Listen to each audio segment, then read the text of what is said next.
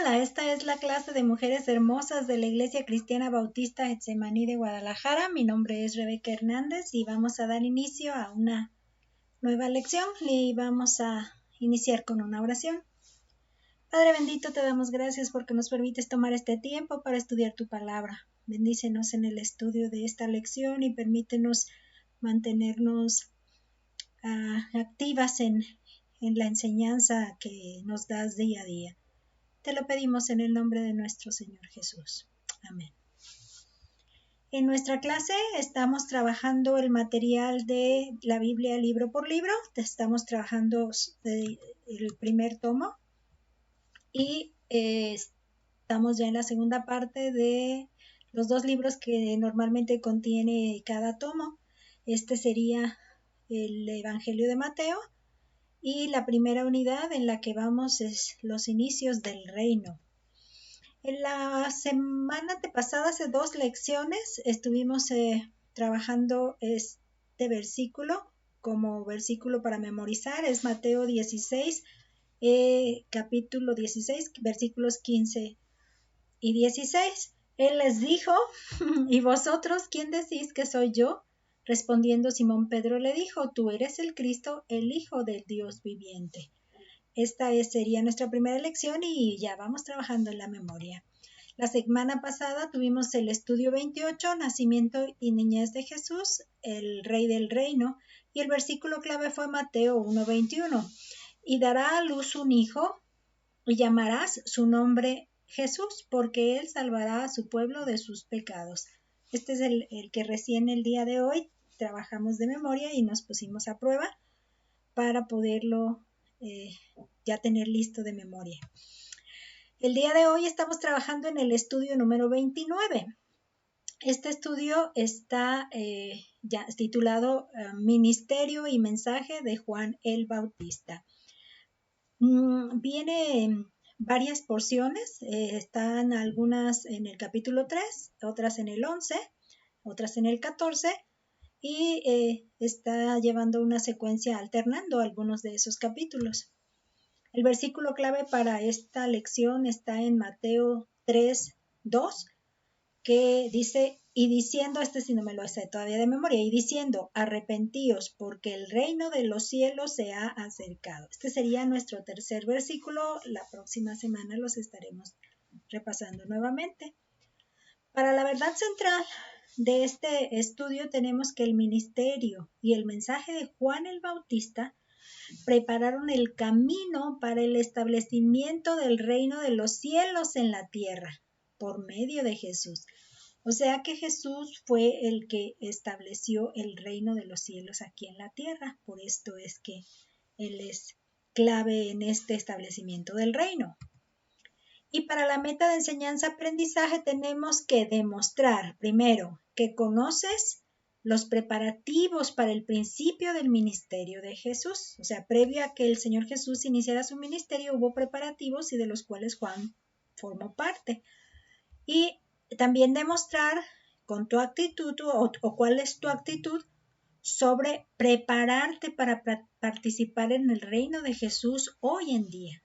Participar en el reino de Jesús hoy en día.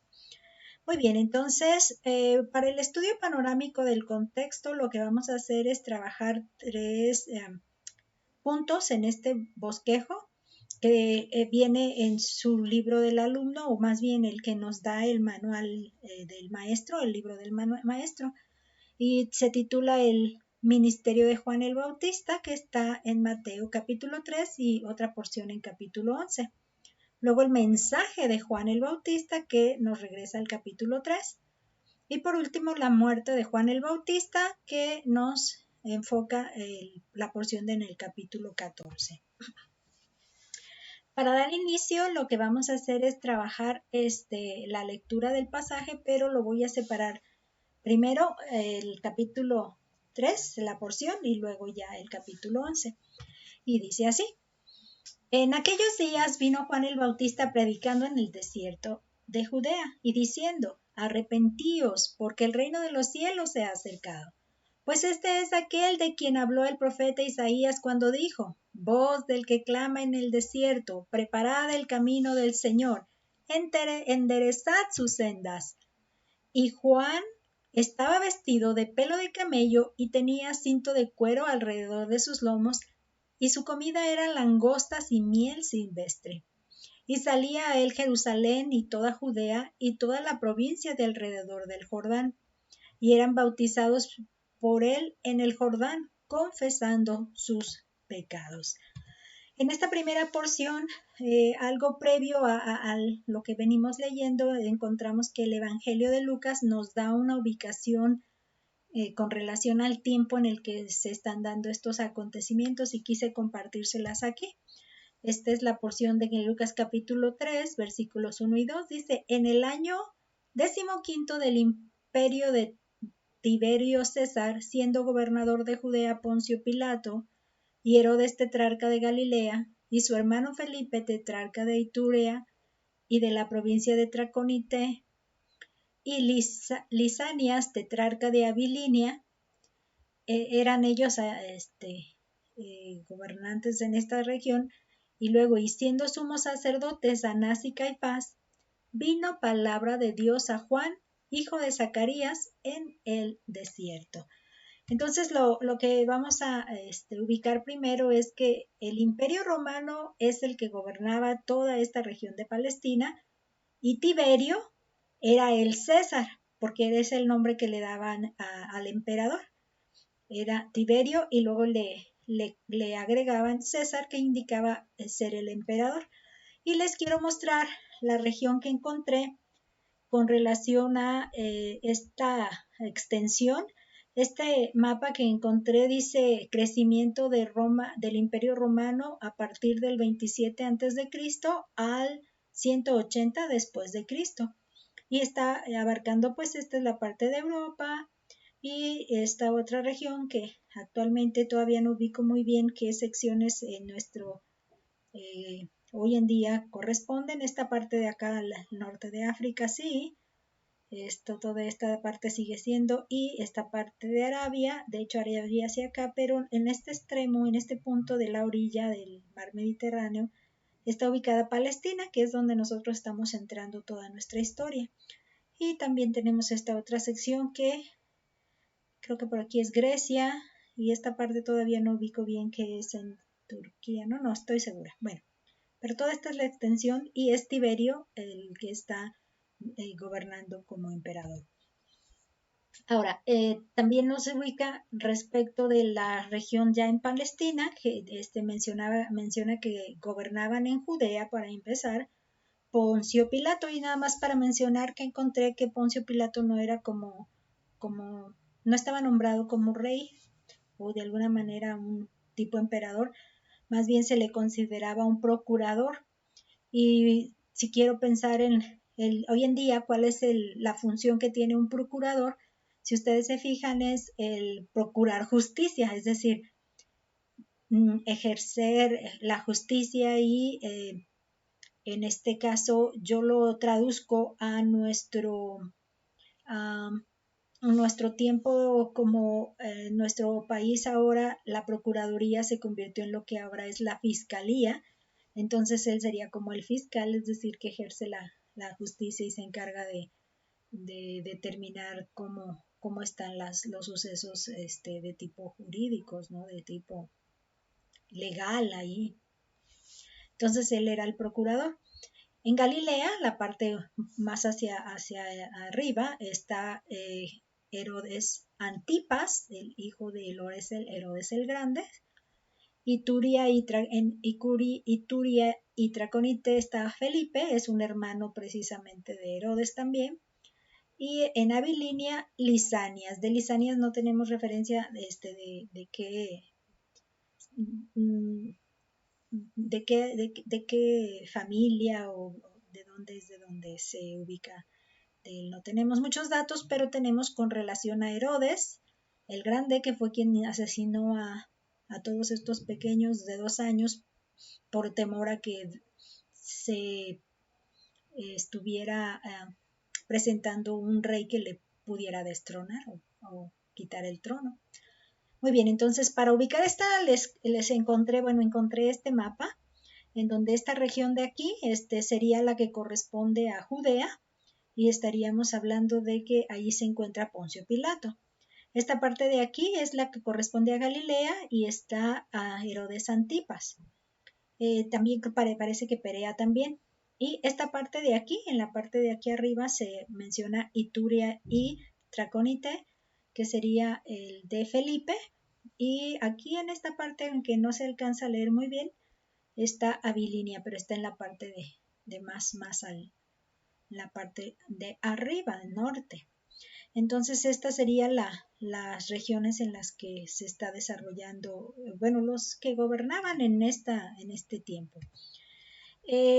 Ya entrando en el texto que estamos mencionando, un antecedente también que quisiera comentarles es que Juan, nuestro personaje de hoy, era primo segundo del Señor Jesús, de Jesús, y la base bíblica para aseverar esto es esta cita que encontré en Lucas 1:36, pero particularmente la que está presentando esta versión Reina Valera Gómez. O sea que es aquella que es como nuestra versión 60, pero Gómez le investiga de una manera más particular, diríamos, la traducción, y entonces él incluye el parentesco de una manera más detallada. Dice: aquí tu prima Elizabeth, la que llaman estéril, ella también ha concebido hijo en su vejez, y este es el 6º mes para ella. ¿Qué nos está indicando? Bueno, este es el mensaje que le está dando el ángel a María cuando le está informando sobre el hecho de que ella va a concebir del Espíritu Santo para que de ahí nazca Jesús. Y entonces le dice respecto a su prima que también fue un acto de parte de Dios, con una forma asombrosa también, porque era estéril y anciana, así que es un acto también muy maravilloso. Y la historia del relato nos dice que esta María, cuando se entera de que su prima está embarazada del 6º mes, pues se va con ella y se pasa los 3 últimos meses de su embarazo con ella. También vemos que conviene mencionar que Elizabeth está casada con Zacarías, y Zacarías fue quien recibió el mensaje de que vendría este bebé, y está sucediendo ese acercamiento del ángel que le notifica a Zacarías 6 meses antes de lo que María está recibiendo la noticia. Pero ya ahora pasaron pues alrededor de unos 30 años, otros textos lo indican así, y entonces ahora está Juan dando inicio a este ministerio, que es precisamente de lo que estamos hablando, y él predicaba en el desierto de Judea. También me gusta la idea de poderles mencionar una región muy probable en donde él se ubicaba. Encontré este mapa de lo que es la parte central de Palestina, y está el Mar Salado. Y esta parte de arriba, si ustedes se fijan en recuadro que está marcado, Qumran, se ven también los nombres de una cueva 1, cueva 4, cueva 11, porque precisamente Qumran es la región en donde se encontraron varios escritos o pergaminos en donde se daba testimonio de antiguos escritos, se daban registros de varios pasajes de la Biblia que hoy en día tenemos, y eso es una región de donde los arqueólogos han encontrado muchos antecedentes o evidencias, ¿no? Y me gustó porque miren, es más o menos el desierto de Judea, y sería el Mar Salado, más hacia este extremo, quiero entender, o hacia este otro, porque no estoy segura de qué ángulo lo están tomando. Estaríamos en el río de Jordán, y que entendemos que se llama Mar Salado porque no tiene manera de que saque el fluir de su caudal, dijéramos, por ser un mar. Entonces está estancado, y se concentra toda la salinidad que trae en su, bueno, como contenido. Por eso es el mar salado y es un poco complicado de que haya mucha vida allí animal en él por la salinidad muy alta que tiene, salinidad, sal. Pero bueno, esta parte de aquí sería el desierto y estamos hablando de que Juan estaría bautizando o predicando en esta región del río Jordán, ¿sí? Muy cerca del mar. También vamos a ver cuál era su predicación. Él predicaba y llamaba al arrepentimiento y el propósito era, llamado al arrepentimiento era para preparar el corazón de la gente antes de la venida de Jesús. Esta parte es muy importante porque el propósito de Juan era llamar a la gente, arrepiéntanse, porque ya está aquí la venida de Jesús, traducido, vamos, en nuestro lenguaje que ahora podemos entender nosotros. Isaías habló precisamente de la venida de Juan el Bautista como mensajero de esa venida de Jesús. O sea, uno vendría para anunciar la venida del otro, ¿no? Entonces es un mensajero que viene antes para preparar, para que todos estén alertas para cuando él ya esté presente. Entonces, tenemos algo claro que Mateo nos está dando evidencias de los registros proféticos en el Antiguo Testamento para dar certeza al pueblo judío de su época de que Jesús era el que se venía prometiendo. Entonces él se da cuenta de que todo lo que está girando alrededor de Jesús estuvo profetizado y se está cumpliendo precisamente en Jesús. Y eso es algo que vamos a observar. El texto que nos dice esta referencia es Isaías 43. Voz que clama en el desierto, preparad camino a Jehová, enderezad calzada en la soledad a nuestro Dios. Enderezad, es decir, empezar a de alguna manera preparar para que haya una llegada más completa, más directa, de mejor recepción, Algo que también notamos es que él vestía de pelo de camello y cinto de cuero. Esta era una de las cosas que eran muy evidentes en él. Y su alimentación consistía en langostas y miel silvestre. Y algo que nos llamó la atención es que en las fotos que pude encontrar, bueno, encontré primeramente su vestimenta, que esta se entiende que es de camello, del pelito que le quitan toda la pielecilla al camello y se hace una ropa, o en este caso. Esta es una posibilidad porque como no estamos a la costumbre de ese entonces, esta es una posibilidad. Este sería su camello, su piel de camello o pelo de camello, piel, y esta sería su parte del cuero y en la cintura y en sus lomos. En este caso está pasando el cuero, la correa, el cinto, por ahí. Ahora las langostas son chapulines, pero son como más grandes. Y parece que esta apariencia que veo aquí es que estarán como fritos para comer. Yo recuerdo haber comido hormigas. No creo que chapulines. Bueno, honestamente ya se me olvidó. Pero sí eran, o hormigas y chapulines, y eran fritos. Entonces recuerdo haberlos comido, nomás lo de una pizca de deditos.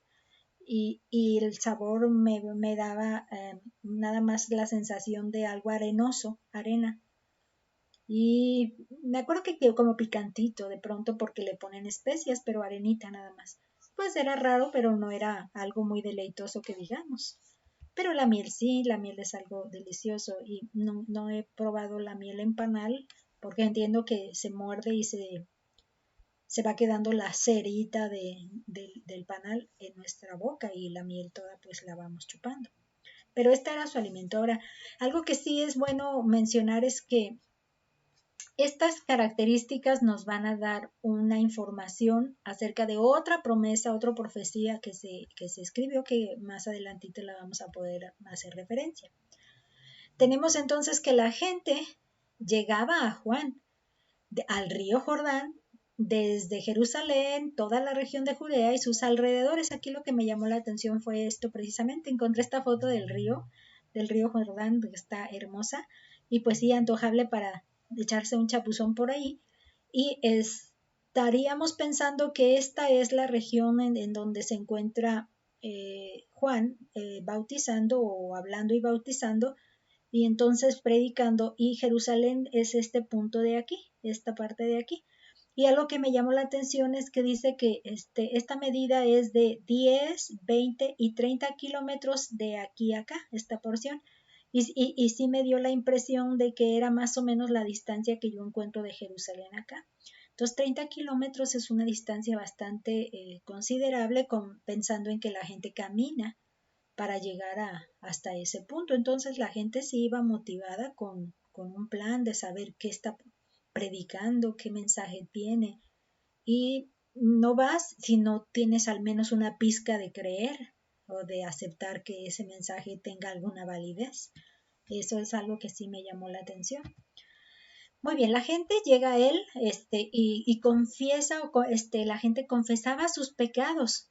¿Qué quiero decir con esto? Pues haciéndose consciente de ellos y preparándose para darle solución. La parte clave de este mensaje de Juan el Bautista está en que él hace consciente a la gente o la anima, le llama a que se haga consciente de ese pecado que hay en su vida y que se prepare para ver cómo le va a dar solución o encontrar en alguien la solución, y precisamente ese alguien es apuntar hacia el Señor Jesús. Y también me hace referencia, fíjense que cada vez que pienso en el arrepentimiento, un ejemplo muy coloquial o muy del día a día se me viene a la mente. Y es como cuando estamos escuchando que viene el carretón de la basura. Suena su campana y nosotros estamos listos. ¡Oh, el carretón, la basura! Entonces, ¿qué hacemos? Juntamos nuestras bolsas de basura y las preparamos y las ponemos ahí afuera de nuestra casa para que cuando pase el carretón, pues se las lleve. Entonces, algo que me llama la atención es que el arrepentimiento es lo que hace. Espérate, hacerme consciente. Tengo basura que tirar y qué bueno que ya viene porque se la va a llevar. Entonces yo identificaría el carretón como la presencia del Señor Jesús, porque Él es capaz de llevarse mi pecado y dejarme sin Él.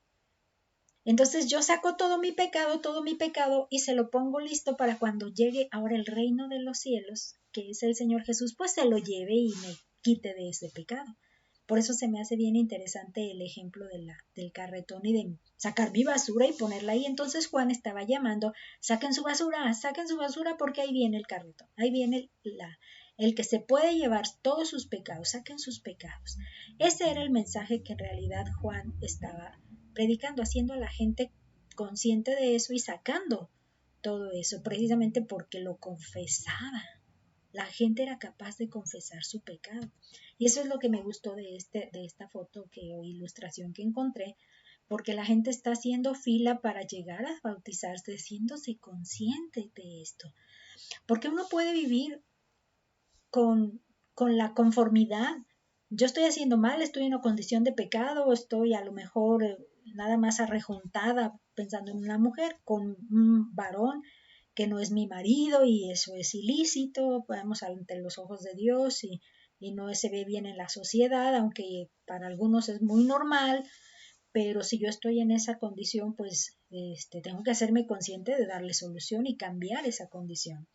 Eh, decía yo cuando pequeña, por recordar un evento mío, ya que yo le pedí a Jesús que entrara a mi vida desde pequeña, pero recuerdo haber estado sacando el dinero de la bolsa de mi mamá y apropiándomelo yo para gastar. Entonces, o renegándole mucho, eso era algo que yo batallaba bastante, porque cada vez que ella nos llamaba la atención, yo renegando y viendo cómo le iba a debatir, pero con gritos y reniegue. Entonces son actitudes que pues me hice consciente de que no era eso correcto y fui viendo la manera de que, pues, a ver, hay que darle solución y pues sí, el Señor Jesús ha sido el que ha hecho los cambios en, en esa actitud, dado que ya le pedí que Él gobernara mi vida desde muy pequeña. Esta fue la que me hizo muy significativa. En este mismo tema del ministerio de Juan estamos ubicando el pasaje de Mateo 11 del 7 al 15, que dice así: mientras ellos se iban, comenzó Jesús a decir de Juan a la gente: ¿qué salisteis a ver al desierto? ¿Una caña sacudida por el viento? ¿O qué salisteis a ver? ¿A un hombre cubierto de vestiduras delicadas? He aquí los que llevan vestiduras delicadas en las casas de los reyes están. Pero, ¿qué salisteis a ver? ¿A un profeta? Sí, os digo, más que profeta, porque este es de quien está escrito: He aquí yo envío mi mensajero delante de tu faz, el cual preparará tu camino delante de ti. De cierto os digo, entre los que nacen de mujer no se ha levantado otro mayor que Juan el Bautista, pero el más pequeño en el reino de los cielos mayor es que él. Desde los días de Juan el Bautista hasta ahora, el reino de los cielos sufre violencia y los violentos lo arrebatan. Porque todos los profetas y la ley profetizaron hasta Juan. Y si queréis recibirlo, él es aquel Elías que había de venir. El que tiene oídos para oír, oiga. Lo que vamos a encontrar en este pasaje es que Juan se encuentra encarcelado por Herodes Antipas. Él es el causante de que esté él encarcelado, y según el historiador Josefo, que es un judío, se tiene la referencia de que se encontraba en el castillo de Máquero. Esta viene a ser como una réplica de ese castillo, y en algún rincón, o yo diría profundidad, de este castillo estará Juan el Bautista. Y también encontré esta otra ilustración en donde se ven los residuos que dijéramos que quedan actualmente de esa construcción. Estos son algunas de esas elementos que todavía, partes del castillo que todavía están en pie, y es lo que nos va a llamar la atención. Entonces, Juan se encontraba encarcelado, y algo que vamos a ver es que Juan envía mensajeros a preguntar, no quiero especificar qué, no nada más mencionar, van a preguntar algo a Jesús, Jesús les da la respuesta, y cuando se van estos mensajeros es precisamente que se está dando inicio en este pasaje al relato. Y entonces Jesús, en ese momento Jesús atestigua, da testimonio que el ministerio de Juan es el de un genuino profeta, porque cualquiera persona podría decir: ¿y este quién es? ¿Qué autoridad tiene? ¿De dónde saca esa información o ese mensaje? ¿O quién le mandó? Entonces Jesús da testimonio de que Él es un profeta. Y algo que también nos llama mucho la atención, por eso decíamos que el tipo de vestimenta que Él tiene algún sentido, porque era parte de una costumbre que precisamente encuentro en el pasaje de Zacarías 13:4. Se los puse en dos versiones para que noten la referencia y el énfasis del tipo de vestimenta. Dice de la siguiente forma: y sucederá en aquel tiempo que todos los profetas se avergonzarán de su visión cuando profetizaren, ni nunca más vestirán el manto velloso para mentir. Esta es una recriminación de que en este entonces decían que era palabra del Señor, pero eran mentiras, ¿no? Pero lo que nos hace referencia es que vestían un manto velloso como parte de su identificación de profetas. En esta otra versión, esta es la versión Reina Valera, la que usamos comúnmente, pero en esta otra versión de la Biblia de las Américas, marca una pequeña diferencia en la parte de la vestimenta. Dice: también sucederá en aquel día que los profetas se avergonzarán cada uno de su visión cuando profetice, y no se vestirán el manto de pelo para engañar. Entonces igual es una recriminación, pero aquí ya nos refleja un manto de pelo, que sería el tipo de vestimenta que tenía Juan, en este caso el manto velloso, que de hecho originalmente lo vestía Elías, que también entonces se hace referencia que él era un profeta. Y es algo que sí se resaltó en la clase, de que la misma vestimenta que Juan portaba lo identificaba con el profeta Elías, porque así era que originalmente él se vistió. Es como si fuera, vamos a decir, su tocayo, su, su gemelo, por decirlo así, en cuanto a la apariencia, ¿no? Por cómo vestía.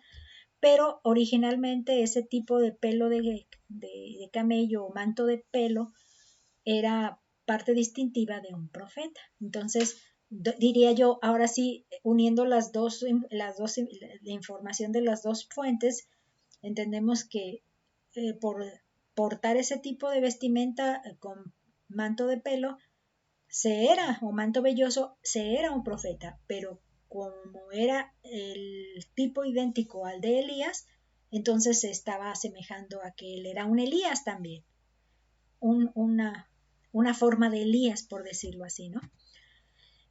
También vemos que Jesús asegura que Isaías habló de Juan y que lo ratifica Malaquías. En una de los evangelios, si no me equivoco, Marcos, menciona que están narradas las dos menciones de los dos profetas, tanto la de Isaías como la de Malaquías, pero no dicen que sea de Malaquías. Lo que nos dicen los investigadores, teólogos, que lo que sucedió es que Malaquías toma lo que mencionó Isaías y lo vuelve a exponer en su propio escrito de mensaje profético. Por eso, si ya leímos, si ustedes se fijaron, ya leímos el de Isaías, ahora leeríamos el de Malaquías y viéramos la semejanza que contiene con la de Isaías. Es Malaquías 3:1, dice: He aquí, yo envío mi mensajero, el cual preparará el camino delante de mí, y vendrá súbitamente a su templo el Señor, a quien vosotros buscáis, y el ángel del pacto, a quien deseáis vosotros. He aquí viene, ha dicho Jehová de los ejércitos. Algo que vamos a entender en este punto, pues, es que él es un mensajero enviado. No va por su cuenta, sí es enviado y está dispuesto para preparar el camino delante del Señor. Y ese Señor es Jesús, ahora que está llegando. También vamos a ver que Jesús asegura que Juan era el Elías que tenía que venir antes de su llegada de él mismo Jesús a la tierra. Entonces este texto lo vamos a encontrar en el mismo Malaquías. Dice: He aquí yo os envío el profeta Elías antes que venga el día de Jehová grande y terrible. Él hará volver el corazón de los padres hacia los hijos y el corazón de los hijos hacia los padres, no sea que yo venga y hiera la tierra con maldición. Este texto nos hace ver, pues, que el profeta Elías debía venir antes de la llegada de Jehová. Se entiende grande y terrible pensando en que el día en que él viniera, no se esperaría que de ahí iniciara una obra de convencimiento y de ver quién decide quedarse con él y quién decide negarle y rechazarle. Más bien era el momento en el que él iba a exponer la disposición del corazón hacia creerle o no creerle su mensaje que viene profetizando desde siglos anticipadamente. Entonces, vamos a ver que si Malaquías fue el último profeta, por decirlo en cuenta simple, sabemos que hubo por lo menos 400 años de silencio.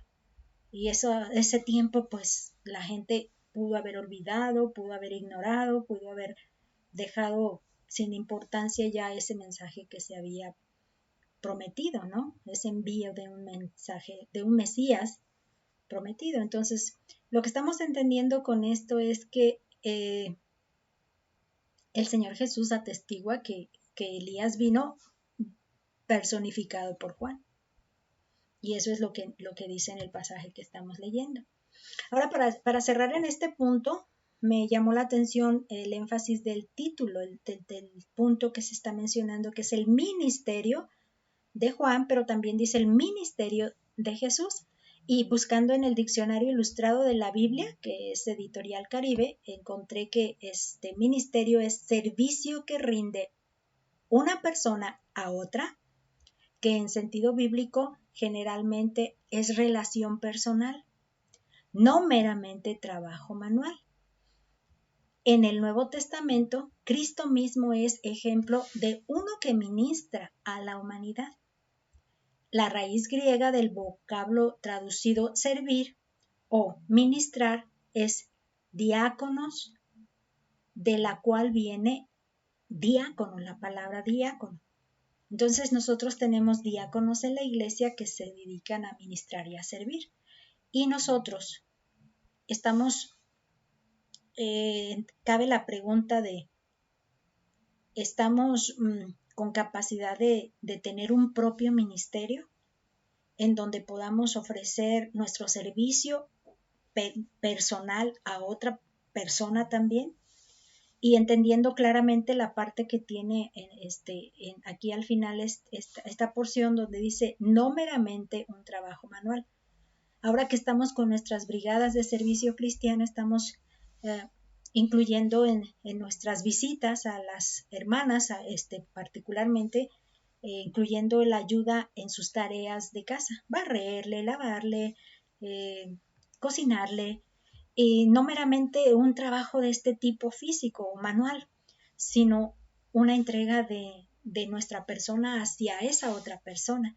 Entonces, cada una y cada uno de nosotros tenemos la oportunidad, porque tenemos la capacidad de ofrecer algo de nuestra persona a otros.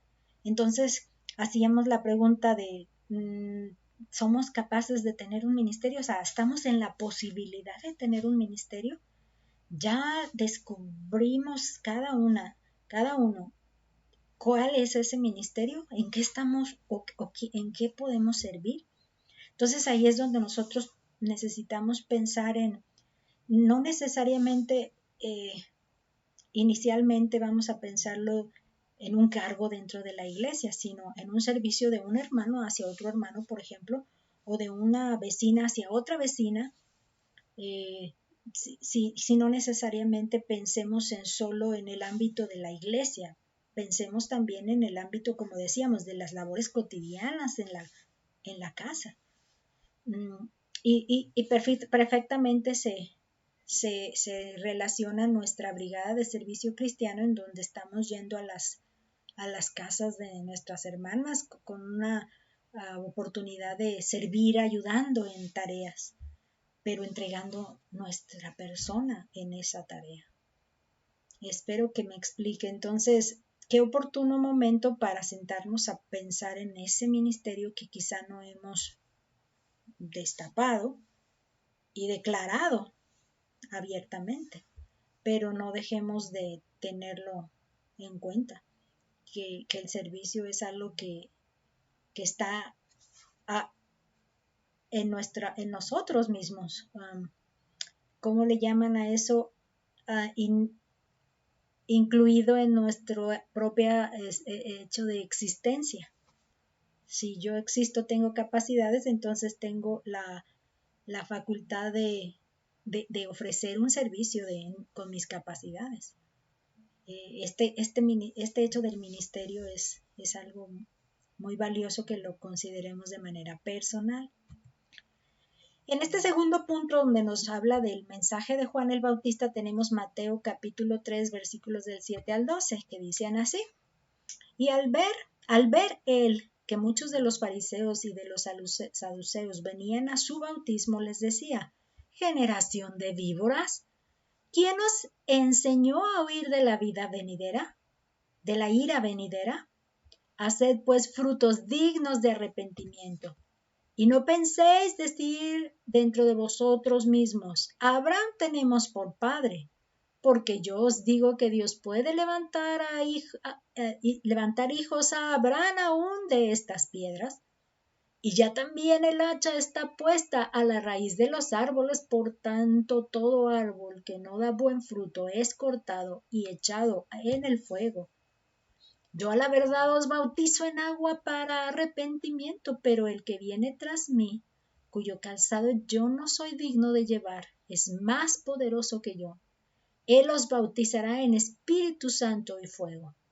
Su aventador está en su mano y limpiará su era y recogerá su trigo en el granero, y quemará la paja en fuego que nunca se apagará. Fíjense que aquí se torna un poco amenazador este discurso, pero déjenme planteárselos desde un punto de vista un poco diferente. Lo primero que vamos a entender en este discurso que viene dando Juan precisamente a los religiosos de su tiempo, es que la hipocresía no tiene cabida en el reino de los cielos. Está por llegar el reino de los cielos, háganse conscientes, genuinos de que están en pecado y que necesitan buscar el remedio del pecado, pero si solamente quieren fingir la hipocresía, y eso es lo que está dando a entender con estos religiosos que llegan, es que la ira de Dios está contra ustedes y va a hacer castigos, etcétera. Entonces ahí van para tratar de aparentar que ellos no quieren ser parte de los destruidos, ¿no? O sea, solo aparentar. Entonces él hace esta clara, la hipocresía no tiene cabida, si no eres genuino no sirve de nada. Entonces aquí lo insisto, dice, el arrepentimiento genuino es el que da fruto. Si hay un arrepentimiento genuino, da fruto. ¿Cómo lo vas a saber que está el fruto allí? Porque vas a mostrar el cambio de pensamiento respecto al pecado.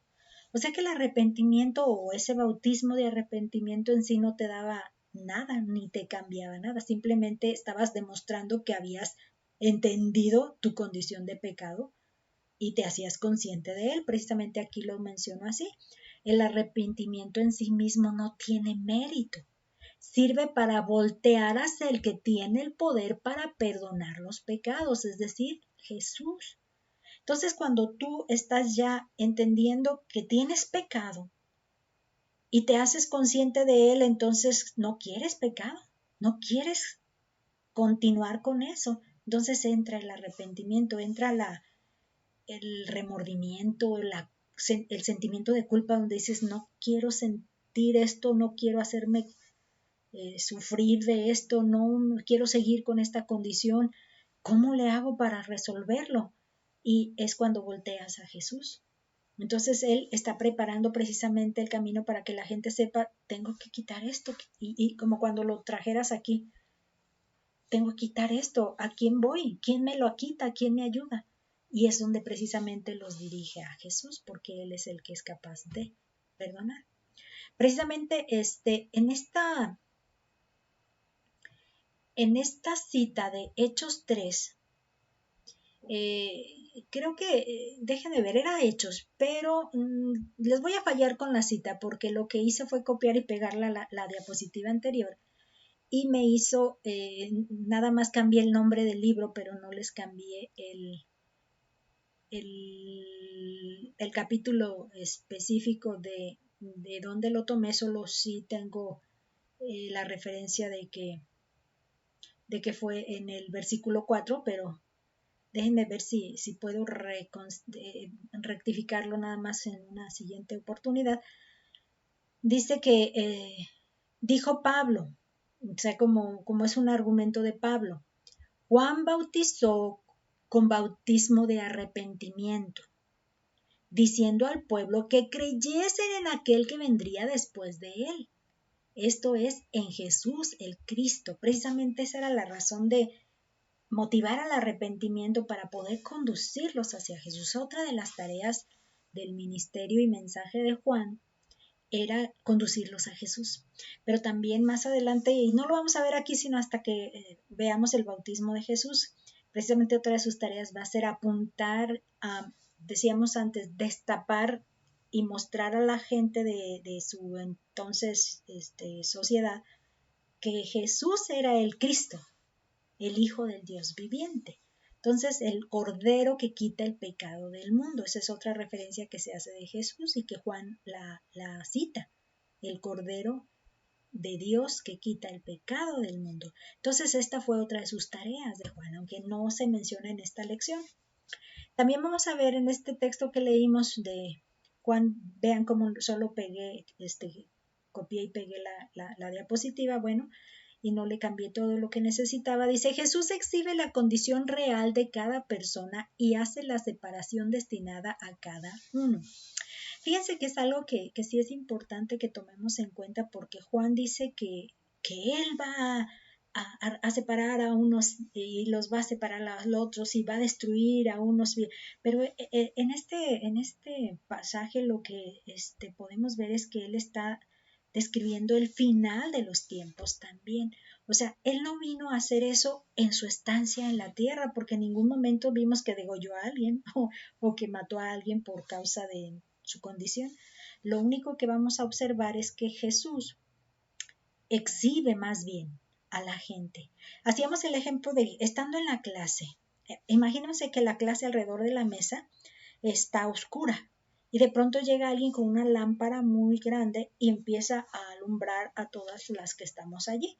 Imaginariamente decíamos que estamos, quién estaba bien y quién estaba mal, pues decir alguien que estuviera muy arregladita, muy maquilladita y muy bien peinadita, esa estuvo bien, pero la otra con pelitos muy peludos, sin maquillaje, toda a lo mejor sobre todo muy greñuda, esa sería la parte más que no le dio atención a su apariencia, en este caso simbólico. Entonces veía, era muy fácil al alumbrar decir, ay, tú sí pasaste bien, ay, no, tú no, mira, tú estás descuidada. Entonces empezaría a hacer esos señalamientos, tú sí, tú no, tú sí, tú no, pero no tanto porque él mismo fuera a condenarlos, sino que simplemente lo que hace es exhibir su condición.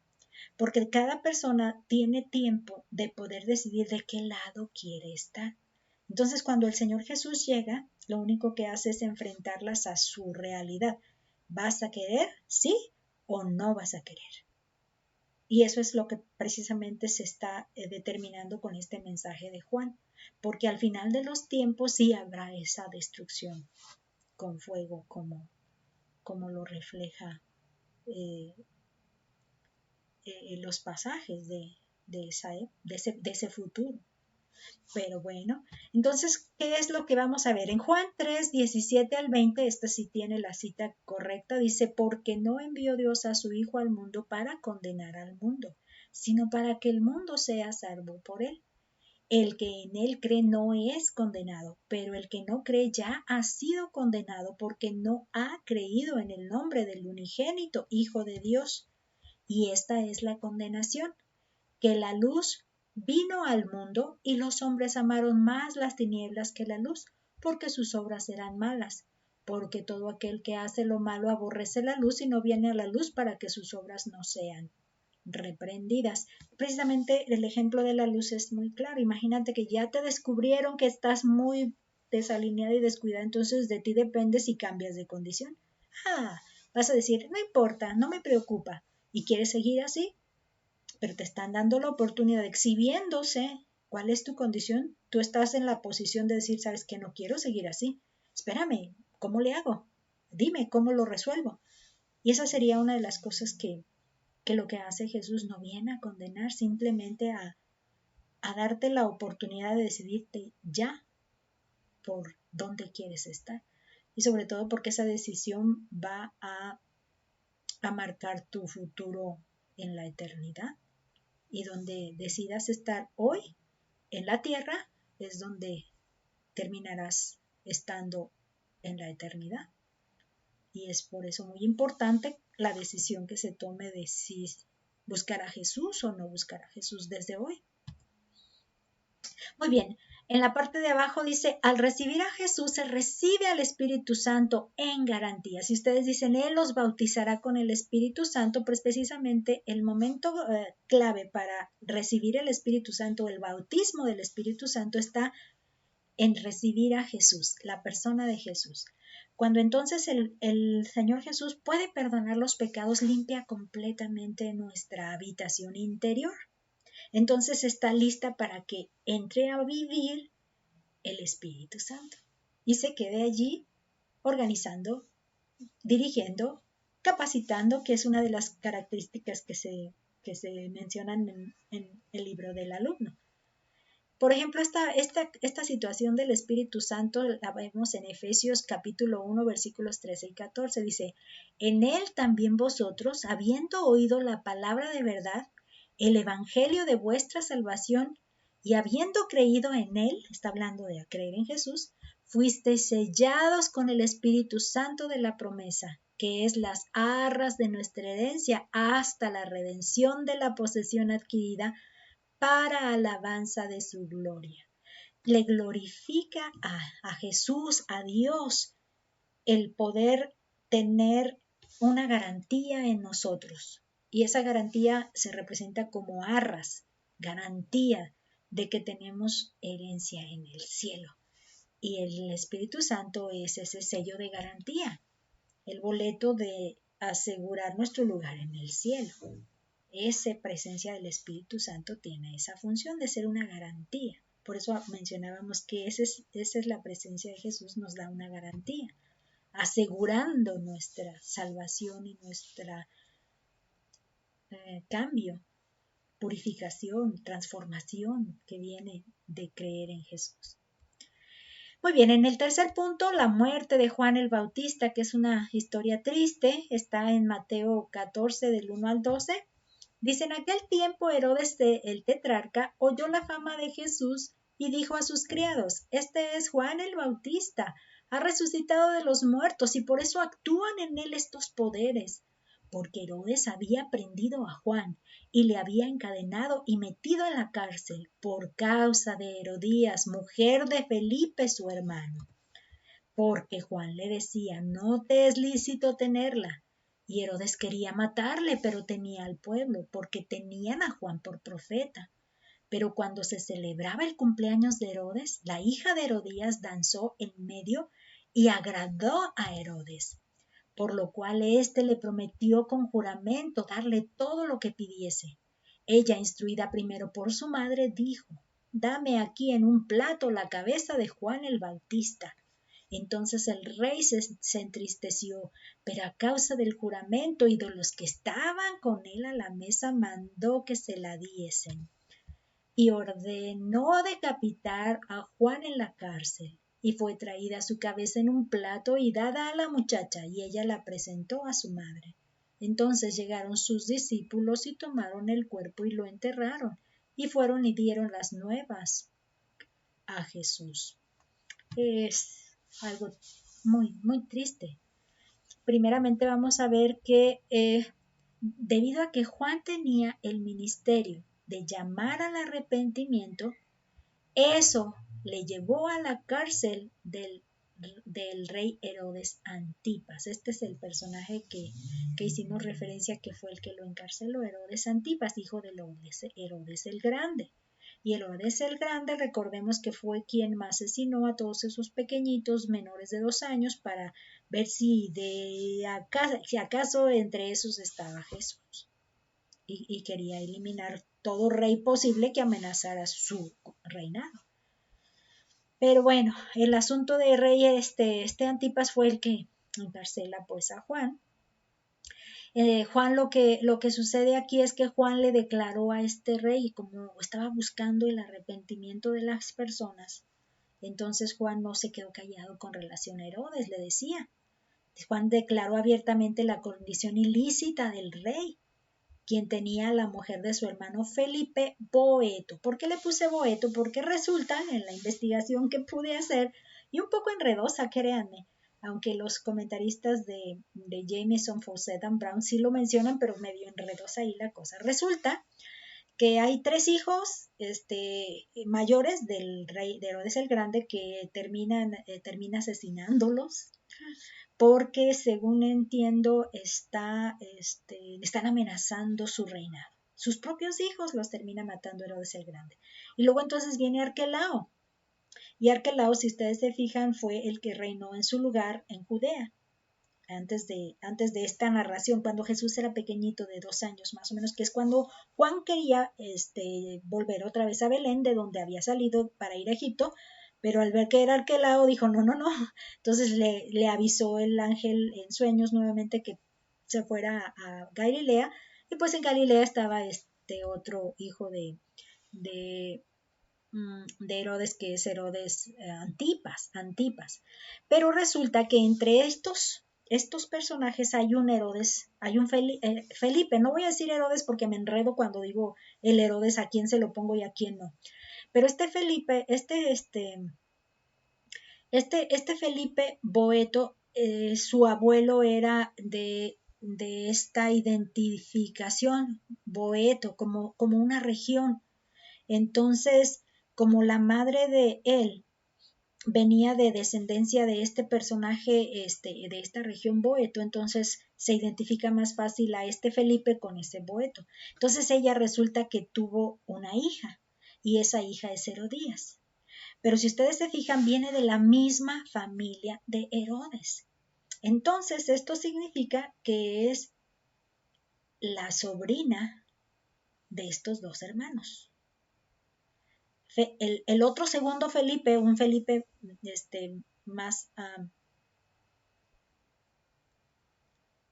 no, estoy confundiendo. No es hija de este Felipe, perdón. Era la esposa de este Felipe, pero era hija de otro de los hermanos de esta dinastía. Entonces, al ser la hija de otro de los hermanos de estos dos, resulta que es su sobrina. Entonces, primero Felipe está casado con ella. Y luego resulta que está, déjenme que no es el Felipe que es tetrarca también que se mencionó. Este es el segundo, otro más hacia abajo en la línea, que es el tetrarca. Entonces este no es el tetrarca. Este es anterior, mayor, un poco mayor o antes de Herodes Antipas, pero él es el esposo de esta Herodías. Pero esta Herodías resulta que es la sobrina. La familia está ahí. Sí enredó, perdón. Sí enredó. Entonces, lo que vamos a encontrar, a ver si ahorita con esto que les voy a leer se les aclara, ojalá y sí, porque está difícil de poderlo expresar. Hasta yo misma me enredé un ratito. Este es el comentario de Jameson Fawcett and Brown, que lo tenemos aquí abajo, y dice, por el amor de Herodías, que decía que fue la causa de que encerró a Juan, ¿no? Por el amor de Herodías. Acá dice por razón de Herodías. Dice, ella era la nieta de Herodes. Esta era la nieta de Herodes, el grande, la esposa de su hermano Felipe. Esta es la referencia que se hace, que por causa de Herodías, que era la esposa del hermano Felipe, entonces, por lo tanto, era la sobrina de ambos hermanos. Si era la nieta de su papá, entonces era su sobrina, era la sobrina de ellos dos, de Felipe y de Herodes Antipas. Estaban, pues ahora sí que salió de un lado para irse con el otro hermano. Dice, la propia esposa de Herodes, Antipas, era hija de Aretas. Aretas es un personaje, rey de Arabia. La propia esposa de Herodes, Antipas, antes de la esposa que se trajo. Pero convenció a Herodías, la esposa de su medio hermano Felipe, de que abandonara a su marido y viviera con él. Pero con la condición, según lo dice Josefo en de sus escritos, de que repudiara a su propia esposa. Entonces, Herodías le dice, me voy a vivir contigo con la condición de que repudies a tu esposa, para dejarme el lugar libre, no ser la amante nada más, sino quedarme en su lugar. Entonces, deja a Felipe, se viene a vivir con él y se quedan en una relación ilícita, ¿verdad? Dice, esto lo involucró luego, está hablando de Herodes Antipas, que tuvo ese conflicto de repudiar a su propia mujer, su propia esposa. Esto lo involucró luego en la guerra contra Aretas, el rey de Arabia, ¿no? Quien lo derrotó totalmente y destruyó su ejército, de cuyos efectos nunca pudo recuperarse. Entonces, fíjense que a pesar de todos los problemas que le estaba causando ese repudiar a su propia esposa, traer al rey Aretas contra él, este rey de Arabia, o sea, el suegro, y haberlo derrotado totalmente y destruir su ejército, a pesar de eso, no dejó esa condición. Esa es una situación que se ve que estaba muy afianzada esa pasión muy fuerte esa pasión que tuviera con respecto de Herodías, y era su sobrina. Entonces una situación un poquito que les decía complicada. Pero bueno, entonces, ¿qué pasa? Herodes se compromete a darle a esa hija de Herodías, porque no era hija consanguínea de él, sino de su Herodías. Y se dice que de su hermano Felipe era hija de ellos dos. Entonces Herodes se compromete a darle lo que pida, lo que pida la hija de Herodías, y se entristece por el pedido.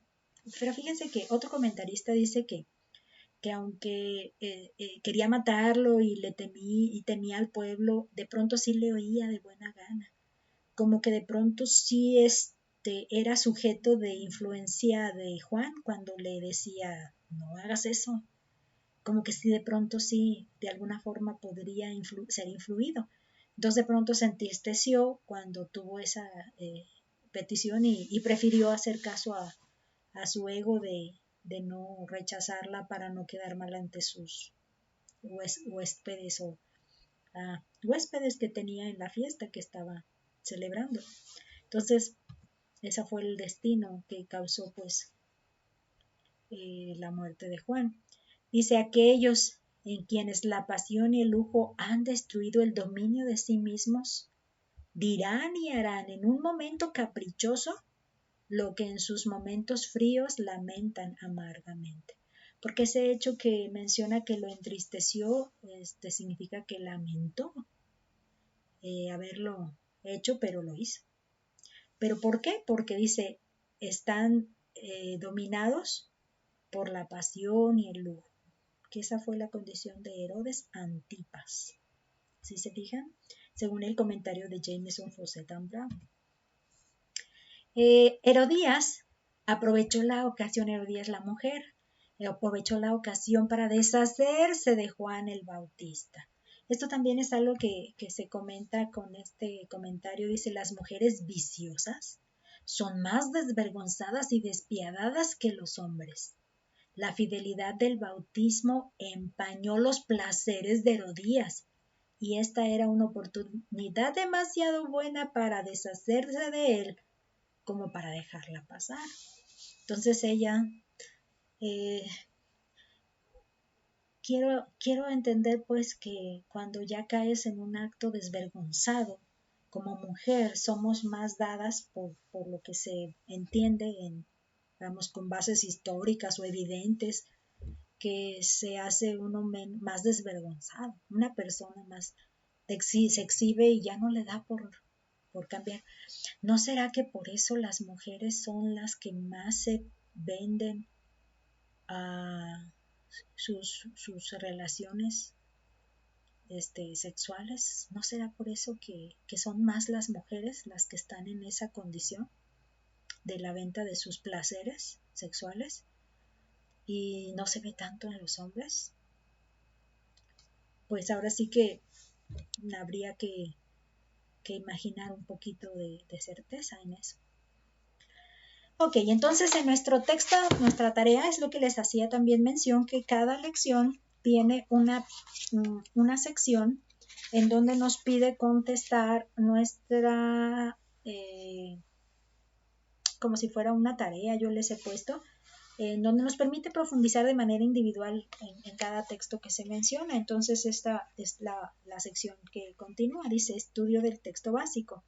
Lea su Biblia y responda. Punto 1. De acuerdo con Mateo 3 del 1 al 6, marque con una B la oración verdadera y con una F la oración falsa. En la rayita 1 dice, Juan decía que no debían arrepentirse aún. La segunda, Juan hacía hincapié en el arrepentimiento inmediato porque el reino se había acercado. En la número 3, Juan bautizaba en el río Jordán. Y en la número 4, Juan se vestía con piel de camello y comía miel silvestre. Para ayudarles a responder cuál es cierta o cuál es falsa, pues les voy a poner algunos textos que están basados en esa porción del 1 al 6. En Mateo 3, 2 dice, y diciendo, arrepentíos porque. Entonces Juan no decía, aún no se arrepientan, más bien insistía, arrepentíos porque, y ya hay un mensaje de una razón. les daba una ración urgente, porque esto ya viene, porque esto va sucediendo ya. Y en la segunda parte está la segunda respuesta o cotejo con la segunda línea, donde dice que decía, arrepentíos porque el reino de los cielos se ha acercado. Entonces sí era algo de inmediato. Y esta sí es verdadera, la anterior sería falsa. Y luego en la siguiente cita es Mateo 6, dice, y eran bautizados por él en el Jordán. Entonces sí era en el Jordán donde él estaba bautizando. Y en la última cita tenemos en Mateo 3, versículo 4, dice, y Juan estaba vestido de pelo de camello. Y luego más adelante dice, y su comida eran langostas y miel silvestre. Entonces esto sí es correcto, lo de pelo de camello, y su comida era miel silvestre. También tenemos en el segundo punto, dice, según Mateo 11, del 9 al 14, ¿qué decía Jesús respecto de la persona de Juan? Aquí les confieso que fue necesario ir a buscar las respuestas en el libro del maestro, porque a veces no está claro qué enfoque se le quiere dar. Entonces lo que hice fue cotejarlo allá, y esto fue lo que me presenta. Dice en Mateo 9 y 10, dice, ¿pero qué saliste a saber? ¿Un profeta? Y es donde asevera, sí os digo, más que un profeta. Esa fue la referencia que hice. Y luego también dice aquí, yo envío mi mensajero, lo identifica como un mensajero, y también dice que va adelante y dice, el cual preparará tu camino delante de él. Entonces también lo identifica como alguien que preparará el camino. Entonces sería profeta, más que profeta, mensajero y alguien que preparará el camino. Esas serían sus respuestas allí. En el punto número 3 dice, resuma el contenido principal del mensaje de Juan, según Mateo 3, del 1 al 12.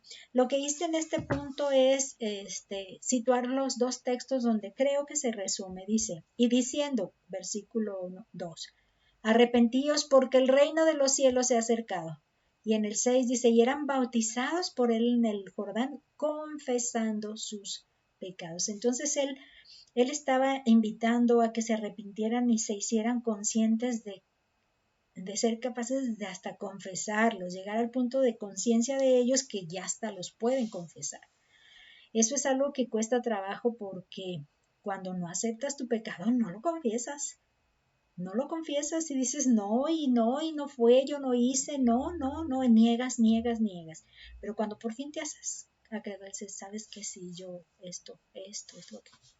Y haces eso, llegar al punto de confesar, que precisamente es cuando ya los tienes listos para a quién se los doy, quién me los puede quitar para ya no tenerlos. Es la parte importante de este ministerio. En las aplicaciones, fíjense que en las aplicaciones tenemos llamado al arrepentimiento, que fue el mensaje de Juan. Dice, es importante pensar diferente respecto a nuestro pecado, tener un sentimiento de culpa, de manera que nos lleve a buscar la solución en Jesús. Esta parte es importante que tengamos claro, que cuando nos llaman al arrepentimiento tiene un propósito. Pensar diferente respecto de este pecado y poder sentir la culpa, el remordimiento, esa sensación de ansiedad, hasta que nosotros podamos llegar a la solución, empezar a buscar solución y encontrar que Jesús es el que puede darnos la solución de ese pecado que existe. Entonces, reconocer la existencia del pecado. Qué importante es esto. Cuando ustedes hablan de Cristo a una persona, si no le hablan de la necesidad de arrepentirse de sus pecados y confesárselos a Dios para poder recibir el perdón, no está completo el mensaje. Y no va a llevar a nadie a ningún lado si nada más se le predica, acepta a Cristo y Él te va a salvar. No va a ser posible. En el segundo punto de aplicación vemos el bautismo de arrepentimiento, y es muy importante insistir, dice, bautizarse no implicaba un cambio en sí mismo. Me bautizo para limpiarme, porque por ahí está medio insinuado en la lección, en el libro. No implica ningún cambio, más bien era la evidencia de que la persona había reconocido su pecado y era capaz de confesarlo. Así ahora, luego del arrepentimiento, sigue la fe en Jesús, quien perdona nuestros pecados con su sangre. Entonces el paso siguiente de este arrepentimiento es ir a Jesús para hacer posible el borrarlos y perdonarlos, eliminar los pecados de nuestra vida. Por eso es importante resaltar que el bautismo en sí mismo no quitaba ni ponía nada. A lo mejor una persona no se sumergió en el río Jordán, pero fue consciente de esto y Juan logró el propósito en esa persona, aun cuando no lo exhibió. El punto era ese. Y en el punto de aplicación 3 es el bautismo del Espíritu Santo, porque él decía, el que viene detrás de mí va a bautizarlos con el Espíritu Santo. Entonces, recibir con fe a Jesús garantiza la presencia del Espíritu Santo en nuestro corazón, en nuestro centro de gobierno. Allí trabaja para capacitar y guiar nuestra vida en la medida que nos relacionamos más y más con Jesús. Entonces, mientras más nos relacionemos con Jesús, el Espíritu Santo va a empezar a capacitarnos y a guiar nuestra vida. Pero en la medida de que conozcamos más a Jesús, porque por así el Espíritu Santo es poder, es la fuente de poder, diríamos, que se ejerce ya en nosotros. Y está tan unido a Jesús mismo, que es como Jesús mismo en nuestro corazón. Eso es lo que tenemos que darnos cuenta, ¿no? Esa parte de la persona del Espíritu Santo es Jesús mismo también, y Dios mismo, Dios Padre también, puestos en la persona del Espíritu.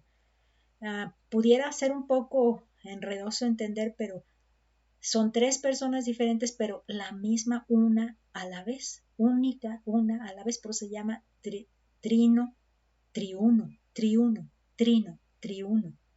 tres en uno.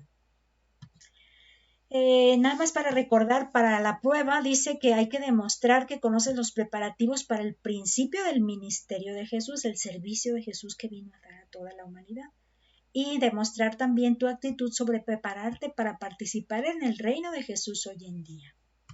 Y para la prueba tenemos también algo muy interesante, déjenme llegar ahorita a ello. En el punto número 1 dice, escriba en sus palabras lo que dicen los siguientes versículos de Mateo 3, 9 y al 12. Aquí se dan los 4 versículos y está pidiendo un resumen escribiendo con las propias palabras. La que me llamó la atención es esta, la segunda. Dice, escriba la letra correspondiente en orden alfabético. Dice, los pasos para que una persona llegue a formar parte del reino.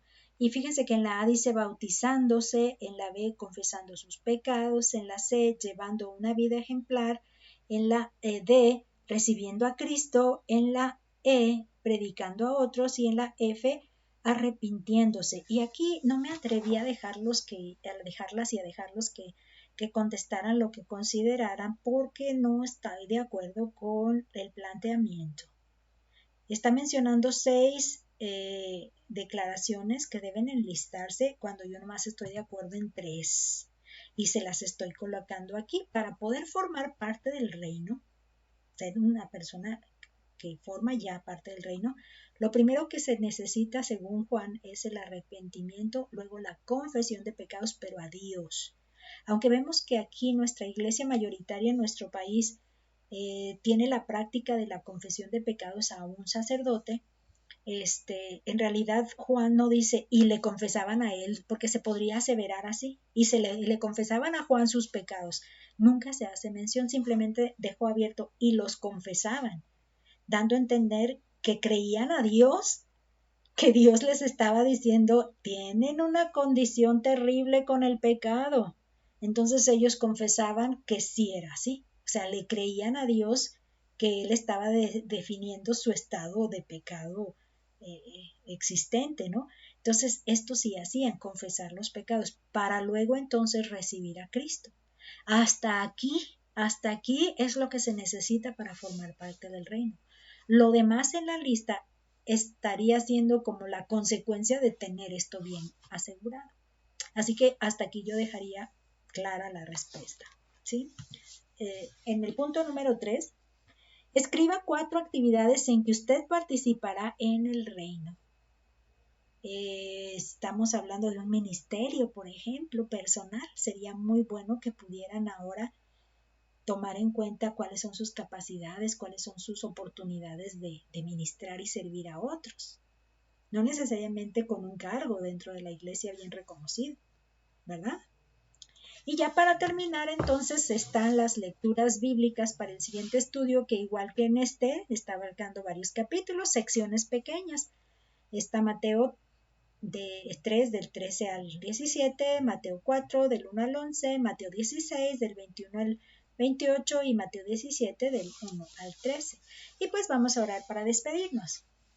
Padre bendito, gracias te damos porque nos permites conocer tu plan de enviar tu mensajero, Juan, que enfatiza la necesidad del arrepentimiento de esa condición de pecado en la que nos encontramos. Gracias te damos porque podemos entender la premiante necesidad de reconocer nuestro pecado y confesarlo a ti y hacernos conscientes de que tú hablas verdad cuando dices que todos somos pecadores y nos haces ahora conscientes de que estamos en una condición de una necesidad de perdón y nos das esa solución en Jesús. Gracias te damos por tu Hijo Jesús, que derramando su sangre pudo darnos el perdón de pecados. Te damos gracias, Padre, porque arrepintiéndonos y confesándolos y buscando con fe a Jesús, nos haces partícipe de tu reino y nos gozamos en poder luego recibir la capacitación y la guía de tu Espíritu. Gracias, Padre, porque tu plan está perfectamente pensado y perfectamente ejecutado. En el nombre de nuestro Señor Jesús te damos gracias por todo esto. Amén. Hasta la próxima.